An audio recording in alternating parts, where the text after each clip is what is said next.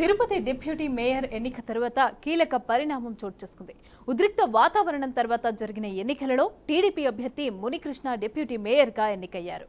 మునికృష్ణకు 26 మంది, వైసీపీ అభ్యర్థి భాస్కర్ రెడ్డికి 21 మంది మద్దతు తెలిపారు. అయితే టీడీపీ అభ్యర్థికి మద్దతు తెలిపిన ముగ్గురు వైసీపీ కార్పొరేటర్లు అనీష్ రాయల్, అమర్నాథ్ రెడ్డి, అలాగే మోహన్ కృష్ణ యాదవ్ ఎన్నిక తర్వాత మాజీ మంత్రి భూమన కరుణాకర్ రెడ్డి ఇంటి వద్ద కనిపించారు. ఇక ఆ ముగ్గురు కూడా వైసీపీ కార్పొరేటర్లు భూమన కాళ్ల మీద పడి తప్పైందని ఒప్పుకున్నారు. తిరుపతి మున్సిపల్ కార్పొరేషన్లో 50 డివిజన్లు ఉండగా ప్రస్తుతం 47 మంది కార్పొరేటర్లు ఉన్నారు. తిరుపతి జనసేన ఎమ్మెల్యే ఆరణి శ్రీనివాసులు, అలాగే తిరుపతి వైసీపీ ఎంపీ గురుమూర్తి, ఎమ్మెల్సీ సిపాయి సుబ్రహ్మణ్యం ఎక్స్ అఫీషియల్ సభ్యులుగా ఉన్నారు. రెడ్డికి ఇదే అంశానికి సంబంధించి పూర్తి డీటెయిల్స్ మా ప్రతినిధి గోపి అందిస్తారు. గోపి,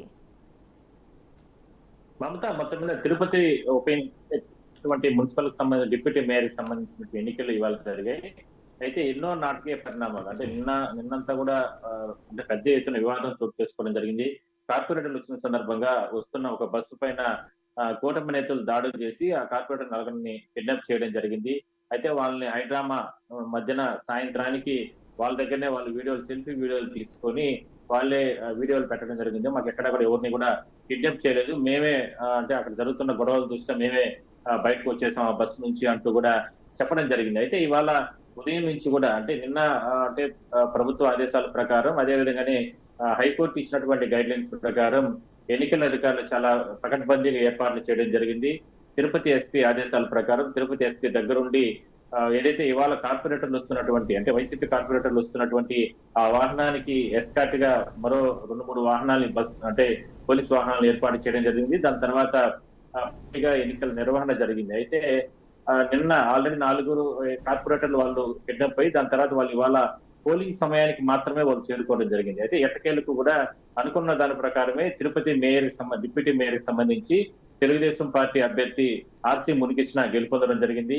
ఆర్సీ మునికృష్ణకి 26 ఓట్లు వస్తే, కార్పొరేటర్లు ఓట్లు వేస్తే వైసీపీ అభ్యర్థికి 21 ఓటు మాత్రమే వేయడం జరిగింది.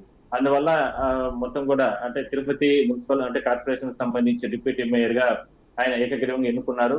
దాని తర్వాత ఎన్నికల అధికారులు ప్రొసీడింగ్స్ ప్రకారం ఆయనకి అంటే ఇవ్వాల్సినటువంటి కార్యక్రమాలను కూడా ప్రాసెస్ ప్రకారం చేయడం జరిగింది. అయితే ఒక ఉధృత వాతావరణం గత 2-3 రోజుల నుంచి కూడా కార్పొరేటర్లను వాళ్ళ ఇళ్లపైన దాడులు చేయడం, వాళ్ళు కిడ్నాపులు చేయడం, ఇవాళ తెల్లవారుజామున కూడా ఎమ్మెల్సీ సిపాయి సుబ్రహ్మణ్యాన్ని కూడా కిడ్నాప్ చేశారంటూ కూడా పెద్ద ఎత్తున వదంతులు వచ్చాయి.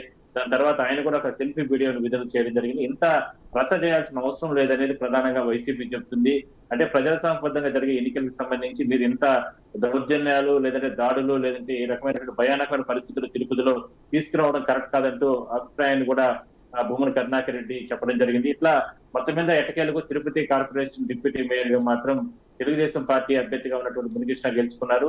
చాలా ప్రాంతాల్లో మొత్తం రాష్ట్ర వ్యాప్తంగా 10 ప్రాంతాల్లో ఎన్నికలు నిన్న ఈ రోజు జరిగితే ఇందులో ఎక్కువగా తెలుగుదేశం పార్టీ అంటే కూటమికి సంబంధించినటువంటి ఉన్నటువంటి అంటే డిప్యూటీ మేయర్లు, చైర్మన్లు అంటే వైస్ చైర్మన్లు గెలుపొందడం అది అధికార పార్టీకి ఒక మంచిగానే మనం చెప్పుకోవచ్చు. అయితే ప్రతిపక్షం మాత్రం దీన్ని పూర్తి స్థాయిలో ఇది ప్రజాస్వామ్యబద్ధంగా జరగలేదని ప్రధానంగా వాళ్ళు డిమాండ్ చేస్తున్నారు. దాని తర్వాత ఇవాళ తిరుపతిలో 4 కార్పొరేటర్లు ఎవరైతే నిన్న మిస్సింగ్ అయ్యారో వాళ్ళు ఇవాళ ఓట్లు వేసిన తర్వాత ఇక్కడ ఉన్నటువంటి వైసీపీ ఇన్ఛార్జ్ భూమన కరుణాకర్ రెడ్డి ఇంటికి వెళ్లి తప్పు జరిగింది, మమ్మల్ని క్షమించినంటూ కూడా ఆయన కూడా ప్రాధేయపడిన పరిస్థితి. ఇదొక సంచలనంగానే మనం చెప్పుకోవచ్చు మమత.